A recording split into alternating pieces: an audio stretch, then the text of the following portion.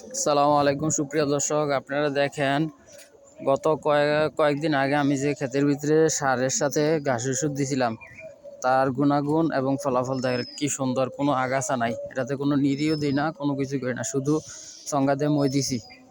তাই ঘাসের ওষুধ দিলে এই একটা উপকার, কোনো আগাছা হয় না।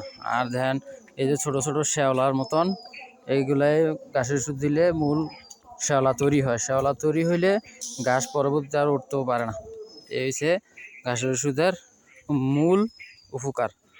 তারপরে আমি ঘাসের ওষুধ দিছি, এখন আবার সংজ্ঞা দিয়ে একটা মই দিয়ে দেবো। এর আগে একটা দিছিলাম মই, এখন আবার দেবো। এই মইয়ের উপকারিতা অনেক। আসলে নিরির চাইতে মইয়ের উপকার বেশি। বলে কেমনে? নিরি দিলে শুধু আপনার সব জায়গায় হাত লাগে না, কিন্তু মইটা দিলে ধানের যে গোছাটা এটা একদম বাঁকায়া পানির সাথে মিশা যায়। মিশা যাওয়ার ফলে এখানে পোকামাকড় থাকলে ওটি বা পোকামাকড়ের ডিম থাকলে ওটি নষ্ট হয়ে যায়। এই জন্য এই মইটা অনেক উপকার। ঠিক আছে, নিরি তো একটা উপকার আছে, নিরি দেওয়ার পরও মইটা দেওয়ার চেষ্টা করবেন, ইনশাল্লাহ অনেক উপকার হবে।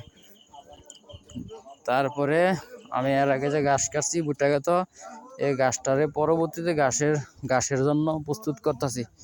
এজন্য পানি দিলাম, সুন্দর মতন পানি দিয়ে দিলাম। পানি দিছি, কালকে আবার এটাতে ঘাসের দেবো, সার দেবো। সার দিয়া এরপর আবার 15 দিন পরে ইনশাল্লাহ এটাতে কাটতে পারবো। পরবর্তীতে আর একটা ভিডিওতে ইনশাল্লাহ দেখামো। তারপর ওই ক্ষেত্রে আমি প্রস্তুত করে দিলাম। এখন নতুন করে আবার আরেকটা ক্ষেত ঘাস কাটা শুরু করলাম। এটা অনেক সুন্দর ঘাস হয়েছে। এই ঘাসগুলা গরু আসলে অনেক সুন্দর মতন খাই। এটা হচ্ছে বাঁশকা ঘাস। এই ঘাসটা এই ক্ষেতে প্রতি বছরই হয়। তো সার পানি দিলে ঘাসগুলো অনেক বড় হয়ে যায়। তো আমি এটাতে এখন নতুন করে আজকে কাটা শুরু করলাম। আল্লাহ হাফেজ, আসসালামু আলাইকুম।